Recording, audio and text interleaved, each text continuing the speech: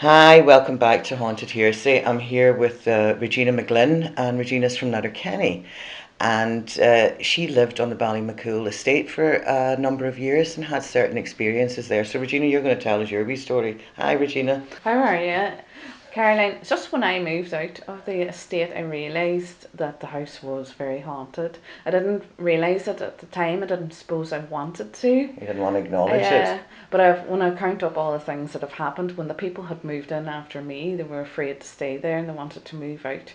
Really? They said the same things that I know happened to me over the years. And can you tell us some of the things or when it started? The lights would turn themselves on and off, and the television could turn itself on and off. There would be loud bangs, huge bangs in the middle of the night that would wake you up out of your sleep, and you'd get up down. I'd gone downstairs at times to check to see if anything moved, like is anything fallen. And nothing. And nothing, it's just, you could hear it just in the house. And would that happen often? It would have happened every now and then. Now I don't know about often, but sometimes it would sound at 2 in the morning or 2:30, sometime in the middle of the night, like a big box of books or something smashed on the floor. Yeah. And it was like, or a china cabinet felt so loud that it would wake you up, you would sit up. I seen a white thing go up the stairs. I thought maybe an animal got in or something. And I went straight up the stairs. There was nothing there. It was a white ball and I had been cleaning, the doors were open, it was the middle of the day, so I went straight up and I went upstairs and I checked everywhere. There was no cat. Right, okay. It was a white ball fuzz just floating up the stairs. And so these things would happen during the day, not necessarily at night? No.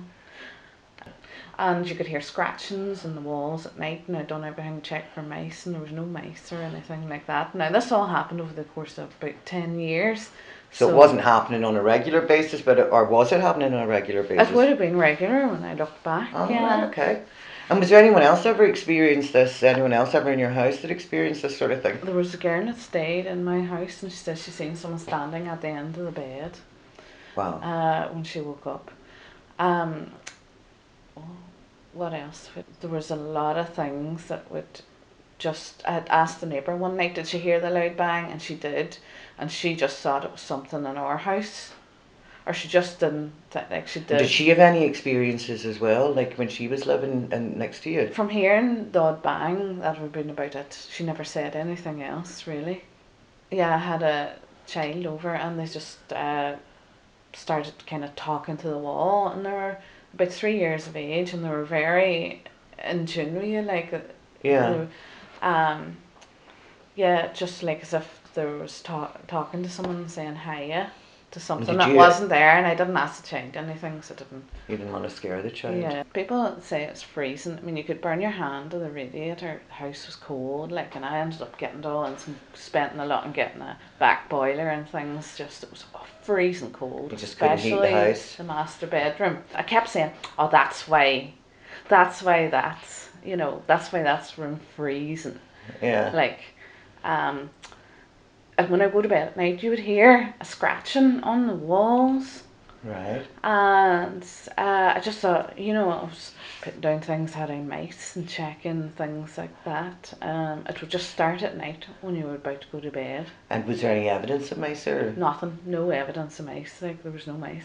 And the people that moved in after you were saying that they had something happen as well. And I lived there for almost 10 years, but they were in that week and they didn't want to stay there. They seen a white thing. They got this dark feeling behind the man. He ran out of the house. He was afraid. Wow, right. So was this white light something like you'd seen, or? I assume so. It sounded like when he described it and the height of it. Yes. It's just the same thing. What else? Noises in the night. He'd to start doing days.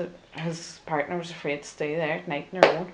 In a house up the road. Right. They had cans set up for the recycling, and they were standing in the kitchen doing their dishes or whatever, and a can flew by their head. No. And this is in the evening or the day, or? It was daytime. Daytime. And did they have any other experiences? They said that they'd go in and some of their child's toys on a mobile would be moving. I can't watch horror movies anymore after living in the house, and I used to love horror movies. Like, I always watched horror movies, but I was watching one in the bedroom one night and I fell asleep. And I woke up with the wildest experience, like, but I could see him on the ceiling falling down on me. I woke up like, and Bit too real for you. yeah. Now, there's a story to this estate, isn't there, with the Boyd family? Yes. Is this who you think is haunting the estate?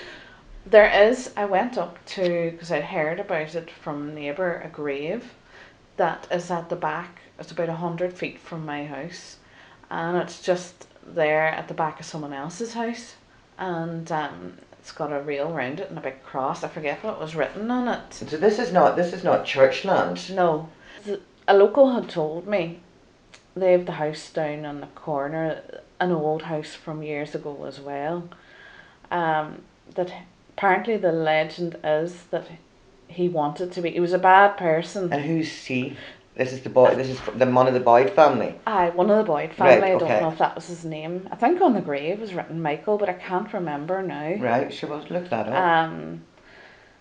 That he wanted to be buried on the estate, this Boyd fella, but the local bishop or whoever at times to know there'll never be a Boyd buried here on this land. So he was apparently made a deal with his butler, and he shot his horse and himself, and the butler buried them. Right, okay. So, and so this is where this grave is. Mhm. That's him that's in that grave. So they were the oldest woods in Europe, and then they were just chopped down. By the Boyds. Well, there's supposed to have been a curse that it was all fairy woods. There's some of the oldest woods in Europe, and whoever chopped them down. Then I suppose the place a would just curse be put on them? Right. I know some of the forest still exists because there's only a small part of it, with some of the oldest trees in the country in it. Europe. In Europe, right. Yeah, because I was surprised to hear that there were sequoias and trees you wouldn't normally associate with Donegal or Ireland, because we don't really have the climate as such. Certainly not anymore. So you think the place was cursed? Do you think is this who's haunting the estate basically? I do think that when the person stayed in my house and seen someone at the end of the bed, I have a feeling it was him. Right.